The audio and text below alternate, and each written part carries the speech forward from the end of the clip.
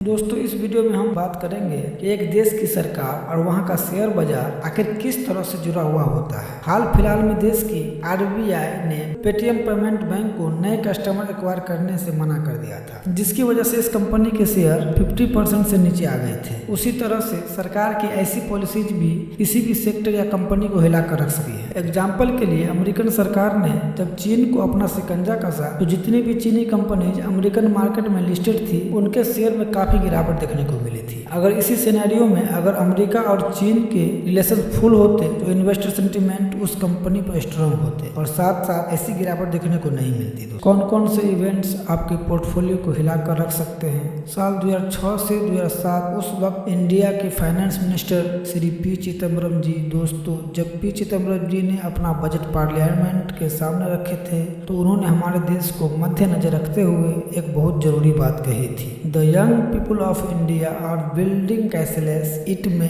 appear that those cashless are in the air, but as Henry David Thoreau said, if you have built cashless in the air, your work need to be lost. That is where they should be. Now put the foundation under them. It is our duty to put the foundation on which the young can build their cashless. The UPA government has pledged itself to that task. ये coat साफ साफ दिखाता है किस तरह से India की youth में कुछ बड़ा करने के एक्सप्रेशन है। जिस तरह से हमारे देश के स्टार्टअप बिजनेस और फंडिंग कल्चर चल रहा है उससे ग्लोबल इन्वेस्टर्स और बाहर के डेवलपर्स देशों का भरोसा हमारे देश पर काफ़ी बढ़ जाता है। और इसीलिए पी चिदम्बरम जी ने बोला था कि हमारे इंडिया के लोग हवा में महल बना रहे हैं, क्योंकि उनके एस्पिरेशन इतने बड़े और सरकार इन महलों को टूटने नहीं देगी बल्कि उन्हें सपोर्ट करेगी ताकि पूरा देश डेवलपमेंट के रास्ते पर चल सके। यानी कि सरकार चाहे तो देश की इकोनॉमी को सपोर्ट ना करके या गलत पॉलिसीज बनाकर इन बिजनेस को ख़त्म भी कर सकती है। और उम्मीद है कि आप जानते होंगे कि हमारे देश का शेयर बाजार धंधे से ही चलता है। जितनी भी कंपनीज बड़े देखते हैं वह आप जैसे कंज्यूमर से ही प्रॉफिट बनाकर अपने शेयर प्राइस से ज़्यादा फायदा पहुंचाते हैं। एक सरकार देश की स्टॉक मार्केट को आप पतंग और डोर का भी नाम दे सकते हैं, और इस केस में डोर होती है सरकार और पतंग होती है स्टॉक मार्केट। सरकार जितनी डील डोर को देती है स्टॉक मार्केट उतना ही आगे बढ़ती जाएगी, लेकिन वहीं सरकार को यह भी ध्यान रखना है कि डील उतनी ही दे जिससे कोई पतंग को काट ना पाए, पतंग हवा में कंट्रोल से बाहर ना जा पाए। किसी के लिए किसी भी देश की सरकार को बिजनेस को सपोर्ट करना बेहद जरूरी है। आप तो जानते ही होंगे कि हर साल सरकार अपने बजट पार्लियामेंट में और देश के सामने प्रेजेंट करती है। ठीक जिस तरह से आप या आपके माता पिता हर महीने के पहली तारीख को घर का बजट डिसाइड करती है, कितना खर्चा करना है, कितना बचाना है और ये पैसा आखिर आएगा कहाँ से, उसी तरह सरकार बजट पूरे साल के लिए प्रेजेंट करती है। क्या दोस्तों आप कभी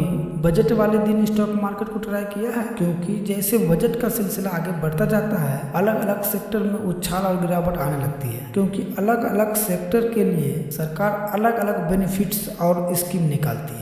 अब जिस सेक्टर के लिए उम्मीद से कम इंसेंटिव निकलते हैं वो लाल नजर आने लगते हैं, और जिन सेक्टर के लिए अच्छी स्कीम और बजट निकलते हैं वो ग्रीन हो जाते हैं। इस साल इलेक्शन होने की वजह से निर्मला सीतारमण जी ने एक टेम्पररी बजट पेश किया था, क्योंकि पूरा बजट इस देश की सरकार डिसाइड हो जाने के बाद ही प्रेजेंट होगा। लेकिन अगर 2023 वाले बजट की बात करें तो उसमें रेलवे इंफ्रास्ट्रक्चर और सीमेंट जैसी कंपनी के शेयर प्राइस में काफी उछाल दिखाया था। यह बजट पूरे साल के लिए इंडेक्स की तरह काम करता है। इससे पता चलता है कि किस सेक्टर में आखिर कितना काम सरकार आगे जाकर करने वाली है। सिर्फ इतना ही नहीं बल्कि आप किसी भी देश की इकोनॉमिक इंडिकेटर वाले डाटा के इम्पैक्ट स्टॉक मार्केट पर हमेशा देख सकते हो। इंडिया की जीडीपी बाकी सभी डेवलप देशों से काफी बेहतर कर रही है, और इस वजह से अलग अलग कंपनी इंडिया के फ्यूचर जीडीपी फोरकास्ट को 1 या 2% से बढ़ाई जा रही है। इससे साफ पता चलता है कि हमारे देश का इकोनॉमिक और डेवलपिंग सेंटीमेंट काफी स्ट्रांग है।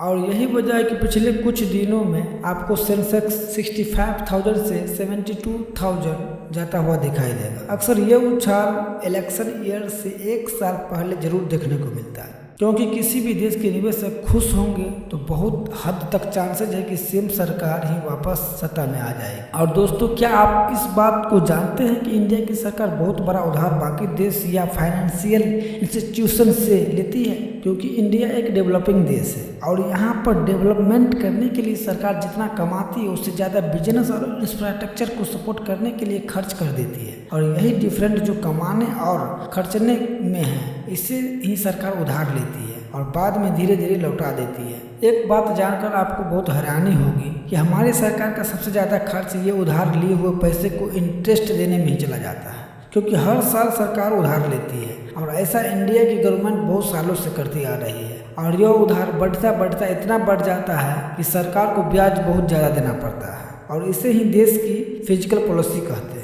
इसी फिजिकल पॉलिसी को कंट्रोल में रखते हुए सरकार को देश की ग्रोथ करनी होती है। अगर गलती से भी फिजिकल डिफिसिट या फिजिकल पॉलिसी इधर उधर हुई तो इसमें इन्वेस्टर के सेंटीमेंट हमारे देश के लिए काफ़ी निगेटिव हो जाते हैं। यह आश्वासन अपने सिटीजन और इन्वेस्टर को देती है कि उन्हें घबराने की जरूरत नहीं है, देश का कंजप्शन और उनका एक्सपेंडिचर साइकिल ऐसा ही चलता रहेगा। अब आप कोविड को ही देख लीजिए, अगर सरकार ने कोविड में सोच समझ के ठीक से इतना खर्चा नहीं किया होता तो यहाँ का स्टॉक मार्केट भी इतनी जल्दी कभी रिकवर नहीं हो पाता। असल में यह सरकार के हाथ में ही होता है कि इकोनॉमी को कितना बूस्ट करना है। अब आपके मन में यह सवाल उठता होगा कि आखिर इकोनॉमी को एक ही बार में बूस्ट क्यों नहीं कर देते, तो इसका जवाब यह है दोस्तों कि इकोनॉमी के बढ़ने के साथ साथ इन्फ्लेशन भी बढ़ता है और अगर इन्फ्लेशन बढ़ता है तो आम लोगों के लिए चीज़ों को अफोर्ड करना काफ़ी मुश्किल हो जाएगा। इसी वजह से सरकार को यह महंगाई भी कंट्रोल करनी पड़ती है। हालांकि महंगाई सिर्फ सरकार नहीं बल्कि देश का रिजर्व बैंक और सरकार साथ में मिलकर देखते हैं। यहाँ सरकार के पास फिजिकल पॉलिसी जैसे फिजिकल डिफिसिट, फिजिकल स्टिमुलस जैसी चीज़ों को ध्यान में रखना होता है। वहीं आरबीआई को मॉनेटरी पॉलिसीज, रेपो रेट और इन्फ्लेशन जैसी चीज़ों को ध्यान में रखना होता है। पिछले कुछ सालों से